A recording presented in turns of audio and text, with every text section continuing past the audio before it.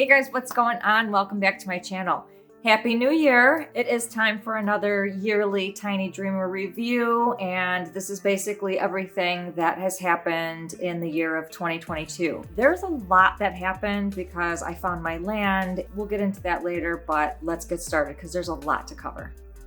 We're going to start off in January of 2022. I was living in Sparta, Tennessee at a friend's homestead, and I was there for about 6 months before I actually found my land. I was learning about homesteading there, learning how to do things on a farm, what homesteading entailed. They had given me 6 chickens, and at this point I was starting to care for chickens in their spot, basically just living through the winter there while I look for land. Now, February rolls around and we are still living in Sparta, Tennessee, and I'm working in Sparta, Tennessee in the winter. It kind of did snow for about 2 weeks and my water pipes froze even though I had electric heated hoses.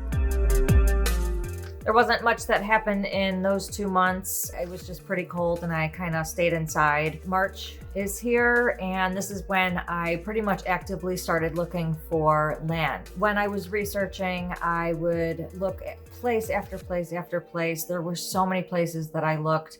I had to make sure that county was okay with the tiny house. I had to make sure that zoning was okay with my plan. I had to make sure that I had a realtor that was on board with me who was able to travel anywhere that we needed to go in order for us to make a sale happen. I did end up looking at 3 different properties. The first property was pretty much bigger. It was a bigger price tag. It did have more acreage to it. It had camper on it already and another cabin. The second place was pretty much all land. There was no mobile home on it. Nothing was on it. It was just kind of a little bit of rolling hills, but it was cute. It was in my price range, so that's one reason why I went to go look at that one. The third property and the final property that I looked at ended up being the property that I bought. And when I was here, I was taken around the whole homestead, given a tour of the mobile home on the homestead, and there's also a garage on here. Everything about this land, when I looked at it, was everything that I manifested in my little tiny house dream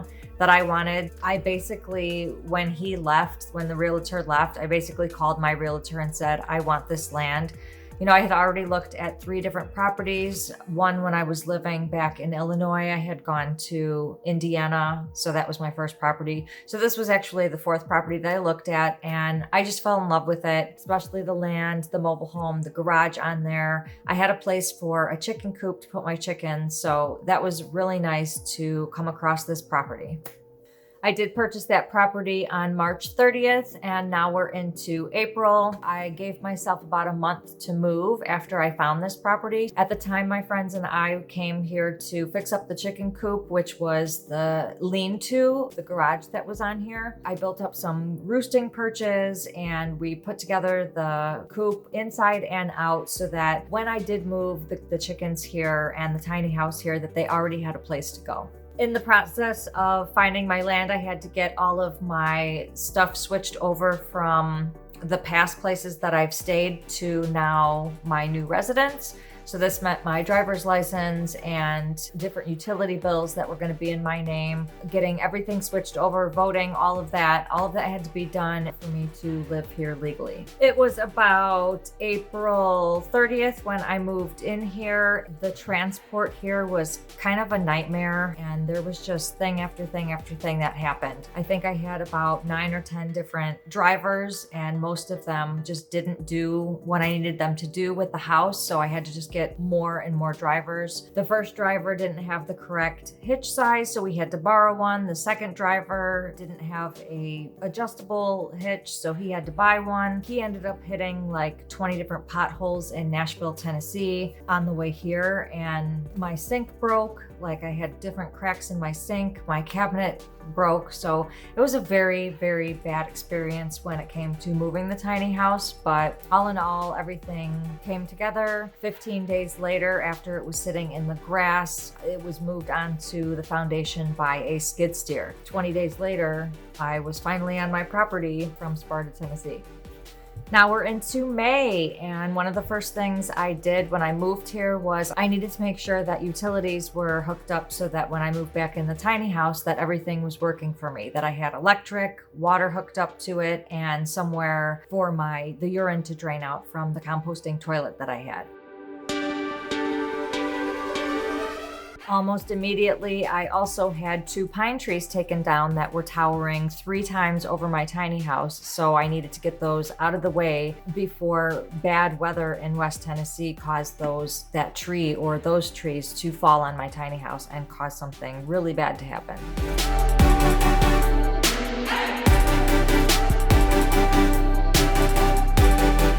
Immediately, I also took the business office out of my tiny house and I remodeled the living room in this mobile home in order to make it a workplace for myself. Because the tiny house didn't have utilities, I didn't have any place to live, so I did move a lot of my stuff into this mobile home and started living and working out of here. I ended up purchasing a weed eater and a lawnmower, 4 acres that I have, and I had to start mowing all of this stuff. I probably should have gotten a riding lawnmower at the time, but I did not think about it. I did have a mishap with one of the deliveries that was supposed to deliver a riding lawnmower, but I think it might have been a scam, so I did get my money back. I just held off on getting a riding lawnmower. So I used these 2 things to make sure that the grass stayed as low as it could. I did end up hiring my neighbor and another guy from a company to come over and do the lawn a couple times just so that I didn't have to do so much acreage. Now June is here, and of course, because my chickens are here, they're all running about. So this made me nervous because of the predators that could be on my property. So I started making chicken tunnels, and I ended up making 32 different chicken tunnels, putting them together, and made about 17 chicken tunnels, put them around the property so that when they were free ranging, that they could go under there as a form of protection just in case a hawk was to get them. Also about this time, my rooster Clucky Chan had started to get aggressive with me, so I did have my neighbor come over, basically take him for me.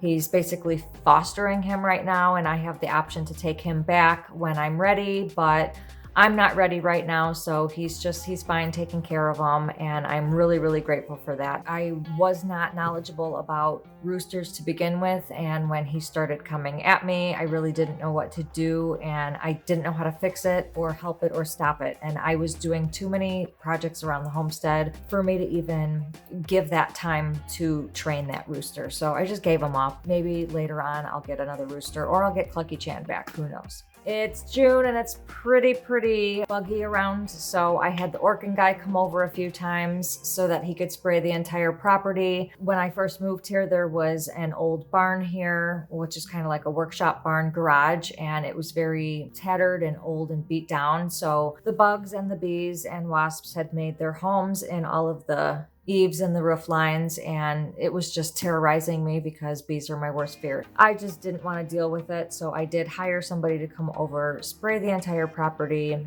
Their contract says that they can spray, I think, 30 days later, so I did have him come back and spray again, and I also had him come back another couple times just to make sure all of the wasps were off of my property.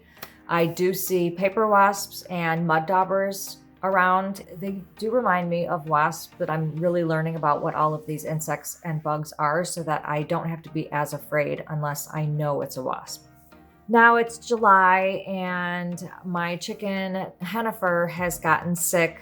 I don't know how, I don't know why, and I needed to take her to the vet, so this was my first chicken vet visit. I had never taken a chicken to the vet before, but thank goodness that my animal vet does care for chickens because he's got his own.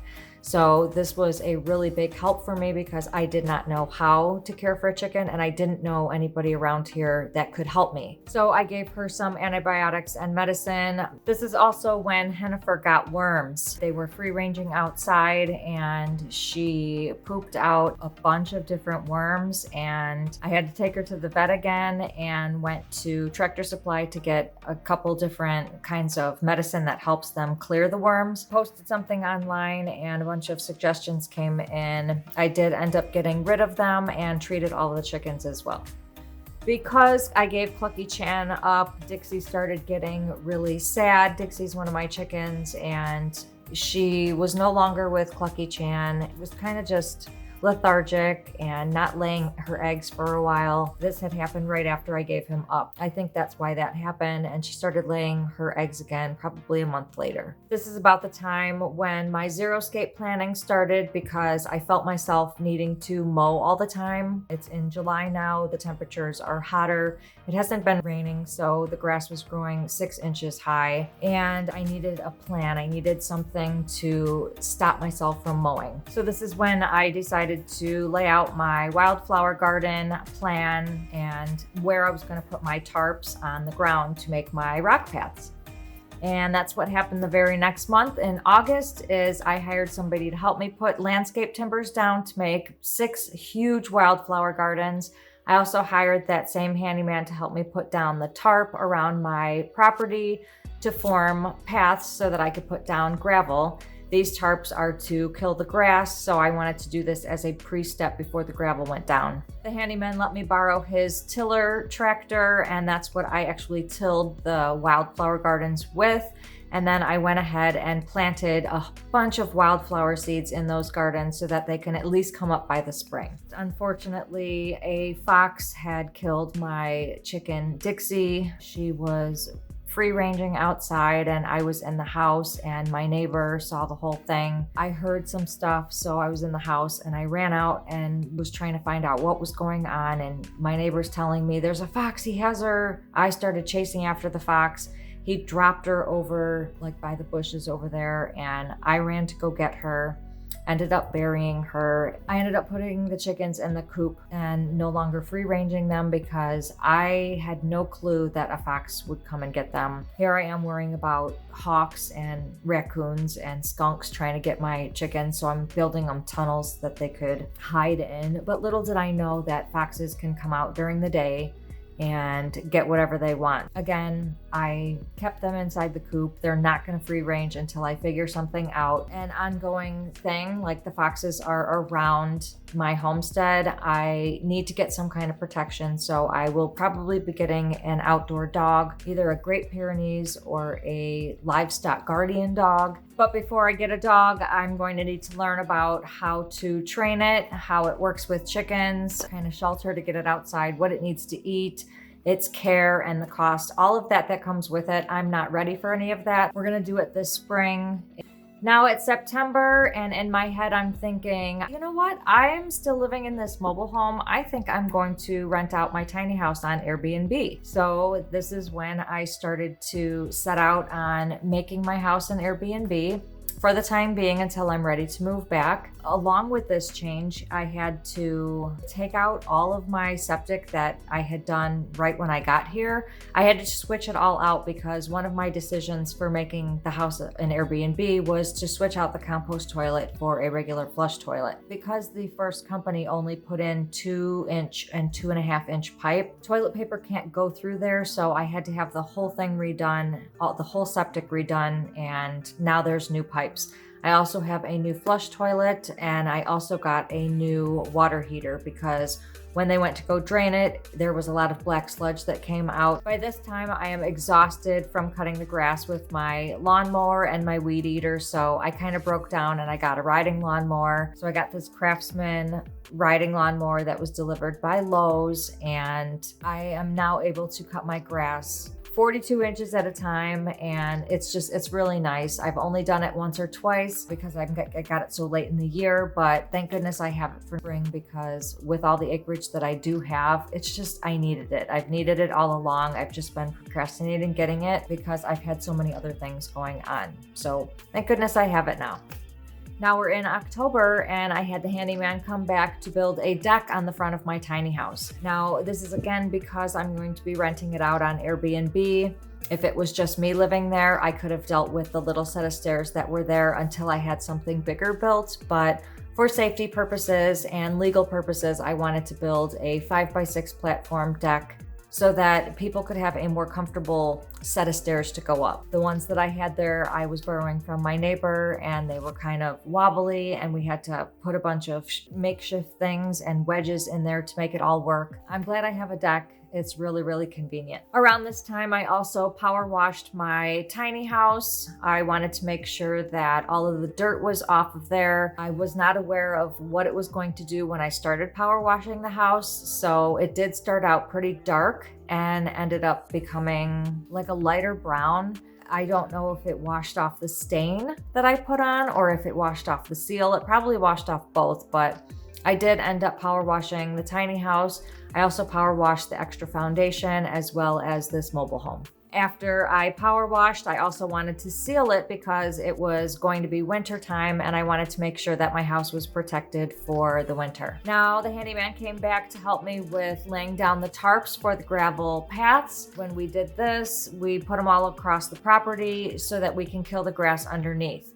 So I had the tarps laid down during October, and then now we are in November, which is when I had the rock company come by and had 6 loads of rocks dropped to form paths around my property as well as a parking lot. I also had an RV section poured. I had 4 pads poured so that RVs can park on there when they come and rent from my property. For the rocks to be dropped, they had to cut the trees up 20 feet in the air, so this left a huge mess all over my property. I did take the time to cut all of those limbs and branches up after the handyman left so that I could use this wood and these branches and limbs for guests when they come to rent from my property.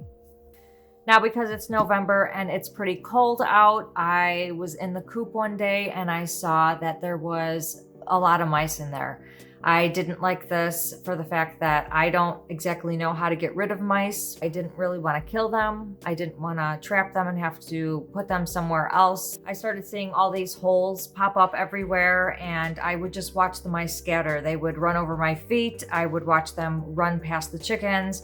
I saw where all of their holes were, so what I thought to do was post a post online. I got a bunch of ideas and started filling these holes with peppermint cotton balls. I also used aluminum foil, and then I also bought some steel wool and started stuffing all of these in all of the holes that I saw. It did help, but I did see that when I went back in there, the mice would go around all of these deterrents and make more holes. So I'm just doing everything I can to try to keep these mice away because apparently they carry diseases that can pass on to the chickens and the chickens can die. And this is just from the mice's feces that are on the ground. And if the chickens kick it up, they can inhale it and that's how they get sick. Because my projects on the homestead were coming to basically a close, I made a sick pen in the coop for the chickens just in case one of them got sick. I am in the market for new chicks or pullets, so that was also an introductory cage that I made for them. Not many more projects on the homestead, but we're going in my tiny house, and this is when I started to create a living room for my tiny house. Because I'm going to be renting it out Airbnb and I took my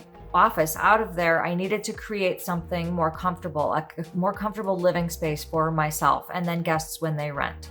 So I did. I purchased a futon that turns into a bed. I purchased a couple different tables.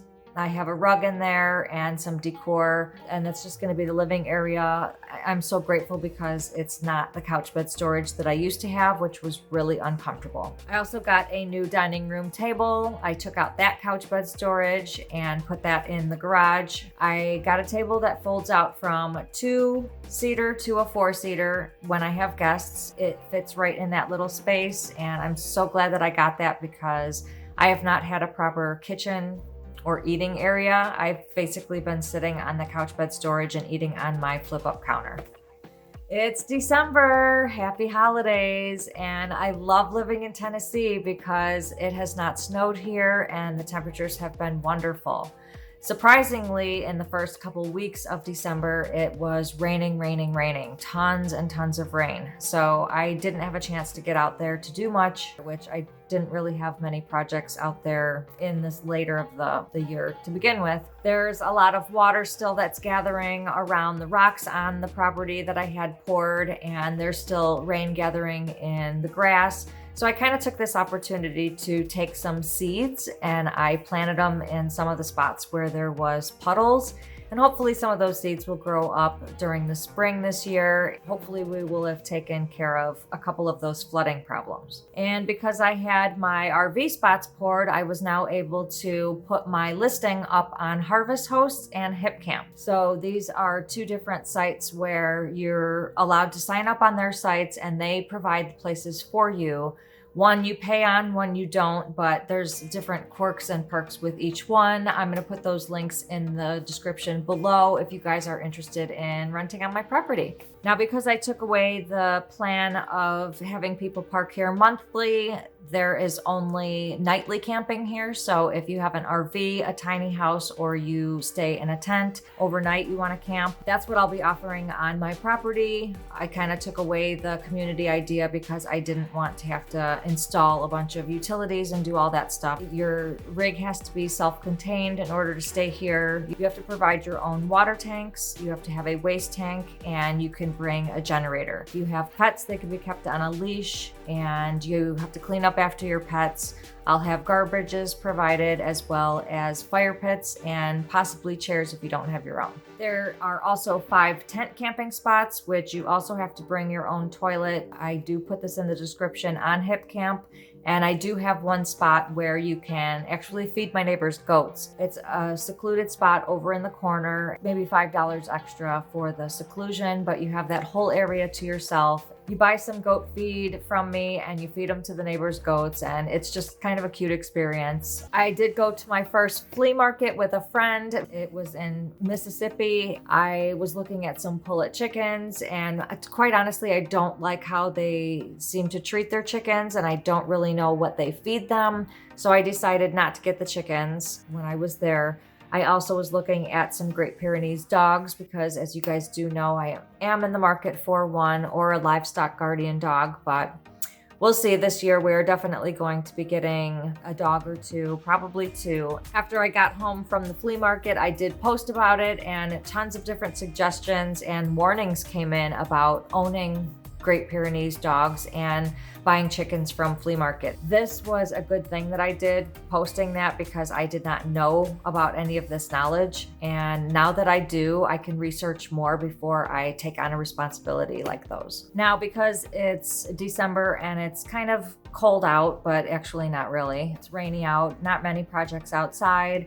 I'm in the house and I started remodeling the small bedroom of the mobile homes. Now the holidays are here, and personally, I don't really celebrate the holiday Christmas, but I do celebrate Yule's. I basically just stayed home and did my thing at home. I didn't go anywhere. I don't have family around here, so basically just did my own thing. Yeah, it was a nice year, a really nice year.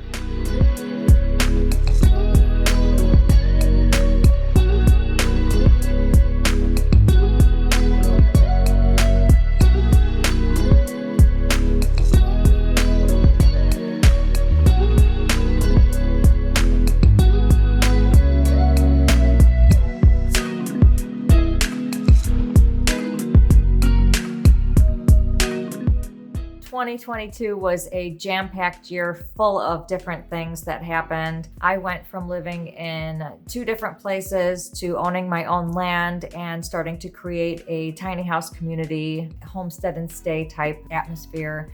And it's really coming together nicely. I really love living here, and I really do feel like I am living my best life. If you guys are enjoying my journey and you liked this video, please give it a big thumbs up, and don't forget to hit that subscribe button below and click the notifications bell so you can receive a notification every time I post a new video, which is every Sunday. Thanks so much for watching, and you guys have a wonderful new year. It's time for another Tiny Dreamer. There's a dog in my yard. Don't put that. I ended up putting the chickens in the cage. Don't put that either. It's like the beginning of the year, so don't put any of that. Not many more homesteads on, don't put that. And got a table don't put that. And we're gonna go back, don't put any of this. Water pipes freezing, so once I get, don't put that. Because of putting in Don't put that. Right after, don't put that. Put these tarps down and